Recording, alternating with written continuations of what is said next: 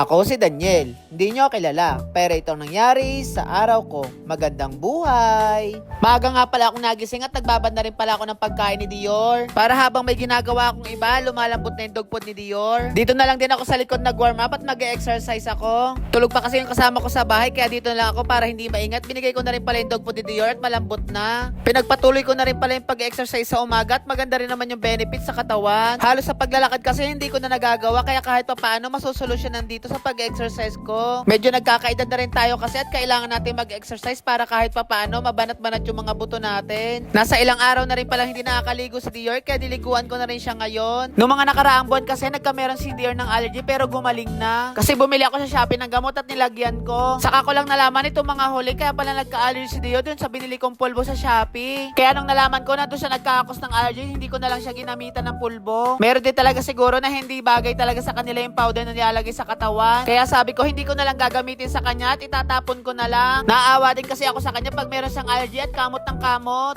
Ngayong araw nga pala, schedule ni Dior sa vet niya. Hindi kasi kami nakapunta nung last schedule niya nung araw ng linggo at nakalimutan namin. Nakita ko nga lang pala tong aso, kala ko nang ingisa, yun pala nagkakamot lang sa karsada. Nagulat tuloy ako, nakala ko nabangga. Nandito na rin pala kami sa doktor ni Dior at medyo marami din tao talaga at sabay-sabay. Naghahabol na rin kasi ang mga tao sa oras at magki-Christmas na at napaka-busy na nila, kaya siguro talaga sunod-sunod ang mga tao. Nag-fill up na rin pala ako dito para sa record ni Dior. Ito palang nasa harap ni Dior na aso, tuwa-tuwa siya at gusto niyang dambahan. Tinawag na rin pala kami ni Doc at tinimbang niya si Dior at nagulat siya at tumaba na naman daw sobra. Paano ba naman kasi kalakas kumain at hindi talaga papawaring, hindi makakain sa umaga. After ko lang din palang galing sa vet, dumiretso na ako dito sa meeting namin sa HOA dito sa may clubhouse. Pinagsabay na kasi nila yung meeting at saka Christmas party, kaya umattend na lang din muna ako at kailangan din namin yon. Malaking halaga din talaga na dumadalo tayo sa mga ganitong meeting kasi para malaman natin kung ano yung mga concern nila. Nakakatuwa lang din talaga at napakadaming dumalo at napakaraming tao. Buti na nga lang din at nakaabot ako at galing kasi kami sa vet, kaya pinilit ko na lang makapunta agad. Nakakatuwa din talaga at sobrang lakas ng hangin dito at talagang ramdam mo na magpapasko na talaga. Dumating na rin pala isang board members at nagpasalamat. Buti na nga lang din talaga kahit napakaliit lang ng aming community, maraming mga dumadalo dito para makipag-usap at makipagtulungan. Hindi na rin pala ako nagtagal at umalis na rin pala ako. Halos napakabihira ko lang din talagang palinisan si Dior, kaya dinala ko na lang din muna sa carwashan at naghintay lang din ako at marami kasi nagpapa-carwash. Pag ganito talagang magpapasko, talagang napakaraming tao at talagang sabay-sabay talaga sila sa mga ginagawa nila. Kaya kung gusto mo makaiwas sa mga ganitong bagay na talagang siksikan at maraming tao, dapat mas agahan mo. Lalo na kung mas marami ka pang dapat unahin at maraming gawain. Napakabihira ko lang din talaga mapalinisan si Imago dahil ang trabaho kasi namin ay sa gabi at sa araw kami madalas tulog. Medyo may kalayuan din pati sa amin dito yung linisan ng mga sasakyan. Pagkatapos din pala matapos, umuwi na rin ako.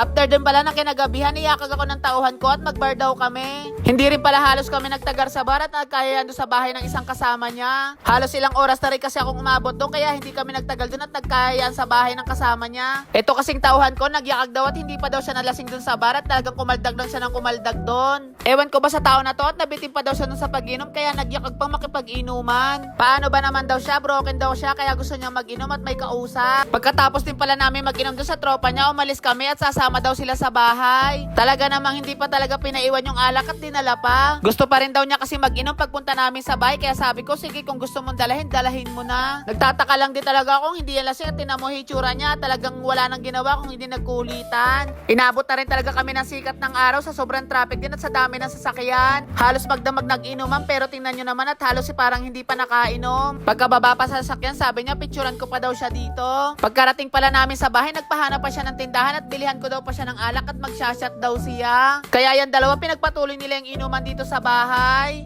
Bago din pala siya umuwi, nag-McDo na lang din muna kami at nag-almusal. Hindi na rin kasi ako nagluto sa bahay at may pinuntahan ako at magpapamiting ako sa tao ko. Kaya sabi ko sa McDo na lang siya mag-order at sasamahan ko siyang kumain. So yan guys, hanggang dito na lang. Thanks sa panonood. Bye-bye! Merry Christmas!